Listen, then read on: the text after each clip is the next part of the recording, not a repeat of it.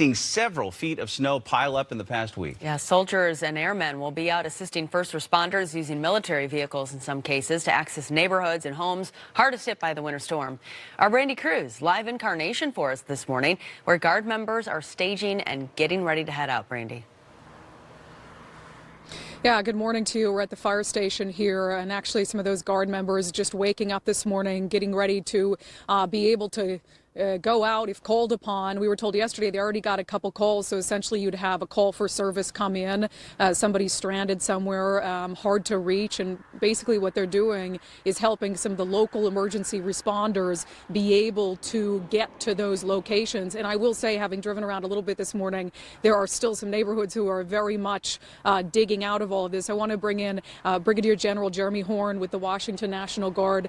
You just got here early this morning, so tell me just the baseline mission that you guys are hoping to accomplish today. Right. Good morning. As you mentioned, we are here to support the local authorities, and so we were asked yesterday to get some help up here, and so we were able to get some soldiers up rapidly. We've got more soldiers and airmen that are headed up with more of the vehicles like you see behind us, including even bring some folks up with snowshoes. So if neighbors need us, then we're able to get in and help them out, and really we're for the local authorities. And you were just saying during the break, if those trucks can't make it into some of these neighborhoods, I'm not sure that there's a lot of hope there if these trucks get stuck.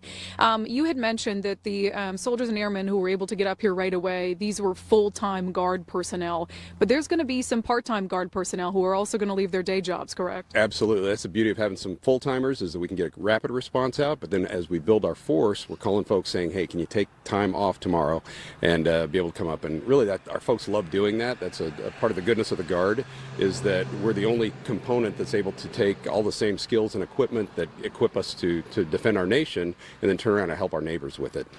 You know, we come out with you for fire season. There's training that happens for that. We don't get weather like this very often. Is there any specific training that's needed to be able to respond in a situation like this? Sure. We've actually been looking at all of our plans, whether it's earthquake or fire or volcano or flooding and now snow. And so at the enterprise level, we've been figuring out how do we do that better? How do we respond better? Some of it just falls back to being innovative and just being aggressive about getting out and helping as best we can. And we've been out with the Washington National Guard for a lot of different drills, you know, earthquake preparedness drills. One of the things that you guys have stressed over the years is we're going to get to you as quick as we can, but there might be times where you're going to have to wait a little bit. There are people out here certainly who have been isolated for days. So there's always a message that we want to try to reiterate to folks about readiness. Can you share that? Absolutely. We realize that 3 days isn't good enough for most of our folks, particularly if we talk a catastrophic earthquake. But I think sometimes people think earthquake is a very remote possibility. Something like this, though, it happens, and I think it's going to continue to happen, and so we need our people to be ready for 2 weeks. And so we came up with the 2 weeks ready theme, to have your home, your family, have a plan, and be ready to hunker down until we can get to you. Certainly for the folks out here, they know how it is because they've been living in it. I will say, though, if I saw a National Guard truck pull up, I'd be like, wow, it really is bad. The National Guard is here. But your message for folks who are isolated, who haven't been able to leave their homes, who might be watching this morning. Right. First of all, you know, stay safe, stay warm, and if you need help, call. And through a team effort of our local responders as well as the National Guard, we're going to get to you. Okay, we're going to be hanging out with you guys throughout the day as you get called out and as perhaps you go out proactively trying to help the fire station. So I know I speak on behalf, I think, a lot of our viewers that they certainly appreciate you guys coming in to help, because a lot of them are in a pretty tough situation. Glad to be here. So thanks for being here. All right, we'll be with you throughout the morning. So again, we're in Carnation at the fire station. Soldiers, airmen just waking up this morning, getting ready to assist local first responders and getting to some of you, if you're watching, some of you who might not have been able to dig themselves out of the storm. So a little bit of backup being. But the bigger delays are really on the Valley Freeway out of Puyallup moving up towards Pacific. Guys, back over to you. So soldiers with the Washington National Guard have been called in to help reach residents on the east side who may be isolated after seeing several feet of snow over the past week. Yeah, soldiers and airmen will be out assisting first responders using military vehicles in some cases to access neighborhoods and homes hardest hit by the winter storm. Our Brandy Cruz live for us in Carnation this morning, where Guard members are staging and getting ready to head out. Brandy, hi. Yeah, good morning to you. This is really about using the collective resources, both of emergency responders who have already been working in these communities, but bringing in the Washington National Guard, using both the people from the Guard and also equipment from the Guard to be able to, as you said, hit some of those neighborhoods that are hardest hit and help some people who may have been isolated by the storm. I want to bring in Sergeant A.J. Carmack with the Washington National Guard, who we've been chatting with throughout the morning. So you do have more guardsmen coming in today. How many do you have here right now? So at this station we have 5 soldiers, and another station down the way we have an additional 5, and there's 2 vehicles and equipment we have at each location for a total of 4. So for you guys, you were called in obviously to provide assistance. You did have 3 calls yesterday. Can you just tell me about maybe one of them that you were able to assist with? So the first one was it was most interesting. I thought we got to go out there, and we'd gotten here. We were here about 20-30 minutes, and an individual had some medical complications. It was just down the road. We were able to drive down there, and you know, the emergency service guys, they kind of sat there and saw, okay, well, we can't go up their driveway, so we had to put them on a pull-less litter and carry them out. So it was pretty cool to be able to go there and help with that. So it's helpful to have some additional people here. Yes. I want you to take us and show you where you've been kind of setting up shop. But first, let me just show you something. Just because, hello, everyone. We come around here. Of course, they're watching Q13. They need to be watching Q13 this morning, just having some breakfast, getting started. So, Sergeant, why don't you take us to where you guys have been, where you slept last night, right? Oh, yeah, most definitely. You slept here, okay. Oh, yeah. We'll go down this way. They've done an excellent job of taking care of us, that's for sure. So just down here on the left, we have just a sleeping area. We've got enough space heaters and accommodations for sleeping and everything. So, which is just a really awesome part of this, because we know that you guys, you know, have sacrificed, and you have some folks coming up with the Guard that are part-time Guard members that are going to step away from their full-time jobs, come up here to help people. So first responders really putting in a lot of work to help everyone. We want to show you quick some of the equipment that we're talking about that you guys have that a fire station doesn't have. So we're going to take you outside quick.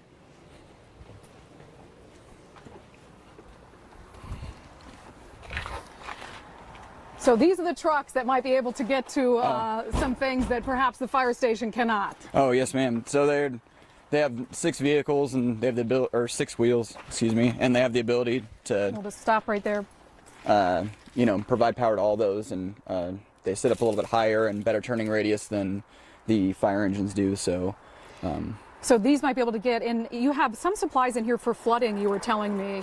yeah, so we didn't know the situation. We got a very short amount of time to get spun up and get out here, but we have equipment for flooding and recovery and that kind of thing. Because we know that has been an issue in a lot of areas, and you can just see how much snow is still out there. Have you ever, in your career with the National Guard, had to respond to help with snow? Oh, never. No, I'm from Colorado, and I lived up in Steamboat Springs, and this is a significant amount. And last night we went out on a call, and there is a lot of snow out there still, and there's vehicles stuck, and there's only a center lane down the middle for vehicles to drive on. So yeah, a new sort of element. We appreciate everything you guys are doing to try to help out. I know the folks out here who've been dealing with a lot of the snow appreciate you guys being up here. So we'll be talking to you throughout the morning. A lot of the Guards members who I spoke to inside, I think it's interesting to note, they've helped with wildfire response. As we had heard from the sergeant, snow response is a totally different type of thing, but really some of the same training, some of the same equipment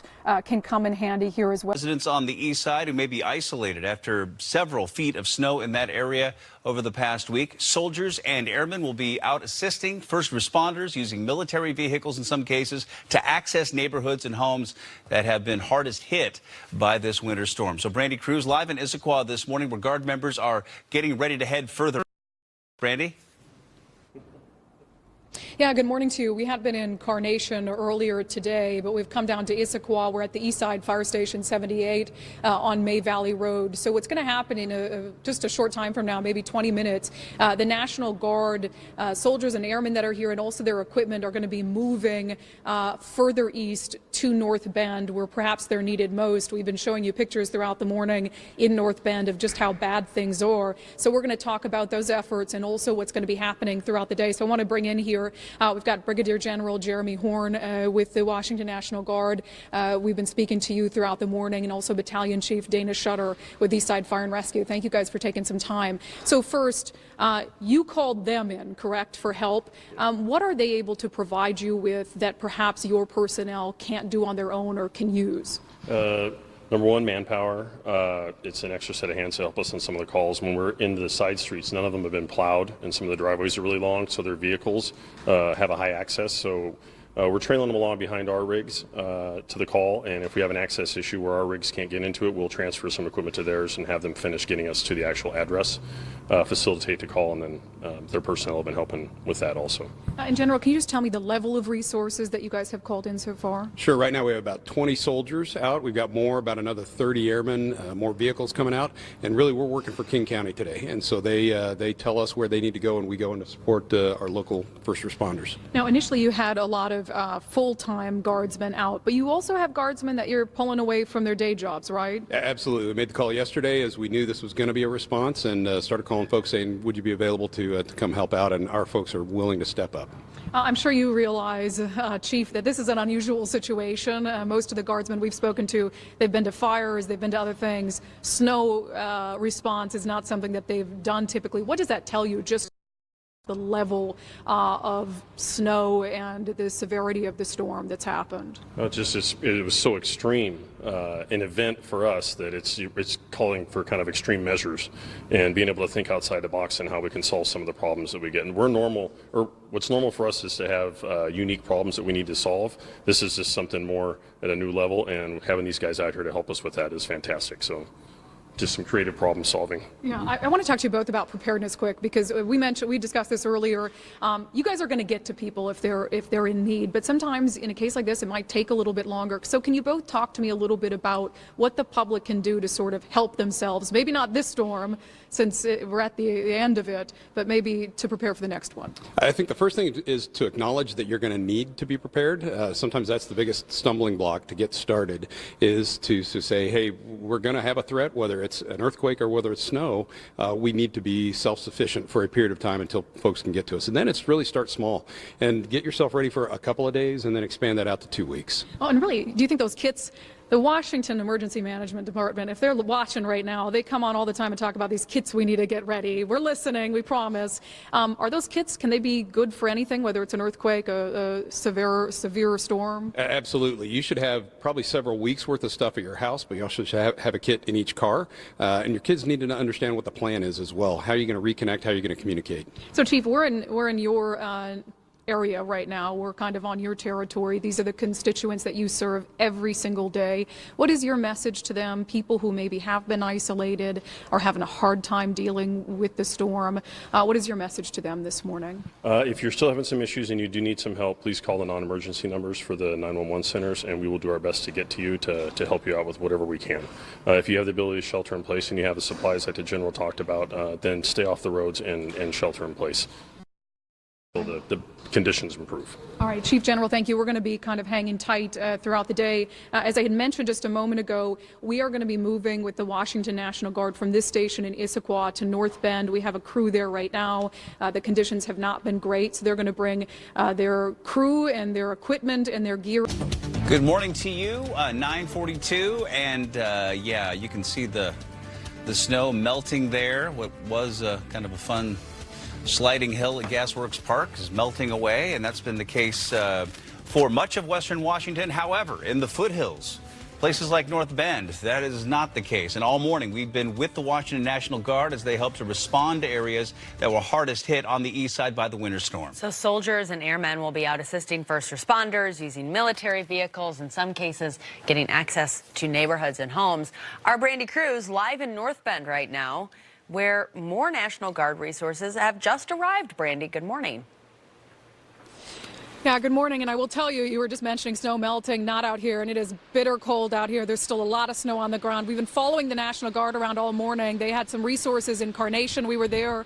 We moved with them to Issaquah, and actually they took their resources a few minutes ago from Issaquah. I believe we have some video of this. We were at Station 78 for Eastside Fire in Issaquah, and they decided they were going to take their resources from that location and move them to North Bend, where perhaps they're needed a little bit more. You have soldiers and airmen, and also some of those big trucks that kind of went into caravan trucks that are going to be able to access a lot of places that perhaps some of the fire department's vehicles aren't going to be able to. A little earlier, we spoke to the Brigadier General with the Washington National Guard, who's helping to coordinate these efforts, and also the battalion chief with Eastside Fire about this sort of coordinated response effort. Listen. Number one, manpower. It's an extra set of hands to help us on some of the calls. When we're into the side streets, none of them have been plowed, and some of the driveways are really long, so their vehicles have a high access. So we're trailing them along behind our rigs to the call, and if we have an access issue where our rigs can't get into it, we'll transfer some equipment to theirs and have them finish getting us to the actual address, facilitate the call, and then their personnel have been helping with that also. In general, can you just tell me the level of resources that you guys have called in so far? Sure. Right now we have about 20 soldiers out. We've got more, about another 30 airmen, more vehicles coming out, and really we're working for King County today. And so they tell us where they need to go, and we go in to support our local first responders. So we're out here in North Bend with Staff Sergeant Juan Rosales with the Washington National Guard. You just helped move these rigs out from Issaquah. I'm just curious for you. We hear about the Guard helping with flooding, the Guard helping with fires, helping with snow. It has to be a pretty unique situation. It really is. This is the first, for me. I've been with the battalion about 2 years, so this is definitely a first that came to eye. So what are you guys prepared to deal with when they said, hey, you're heading out to the east side, we're going to help with those areas hardest hit? What are you thinking are some of the things that you might be out here dealing with? Well, just first thing I think about is helping. We're always here to help the local first responders, make sure that we're here for them if they need us. Like I said, we've been here since yesterday. You mentioned we moved from one location to the other, being in Station 87 now. So we're just kind of ready to help them get through some of the tough locations that are here if they need us. You're sleeping where? We're sleeping in our cots. So we each have our cots, and they provide a nice location, a classroom for us setting. They provide food, so we're just kind of here, just waiting for them to give us a call, and always be ready for them. Have you been advised about how long you might have to be prepared to stay? As we were saying earlier, the snow is still very much on the ground. It's very cold. Have they told you how long you might be here? So they always start with the 72-hour. So right now we're under that 72-hour window. So what would your message be out there to folks who maybe they're seeing the National Guard and they're like, gosh, the winter storm really did hit us pretty hard. So what would you say to folks who are maybe a little freaked out by the fact that we needed the Guard, things were so bad, we needed the Guard to come respond? No, I think it's, we're just here to help, like I mentioned. For them, I would tell them just be ready, have that 72, 48-hour pack at home with water and supplies that kind of keep you warm inside also. And if they need it, to utilize it. Always good to be prepared. It's always a message. Staff Sergeant, thank you so much. Stand by for us, if you will, for a moment. So a good message, about preparedness. Maybe not for this storm since the worst of it has hit us, but the next time around. So we're going to be sticking around with the Washington National Guard soldiers and airmen, also with the personnel from Eastside Fire and Rescue today to see what kind of calls they might go out on. I do know that at one point yesterday there was a medical response that Eastside Fire actually did need the help of the National Guard with because they weren't able to access the area where this individual was. So just having more people, it wasn't necessarily the National Guard equipment that was helpful, but just having the soldiers and airmen there to have a little more bodies to be able to respond to some of these calls that have been made a lot more difficult by the conditions. Guys? All right, Brandy, thank you. And she spells it out well.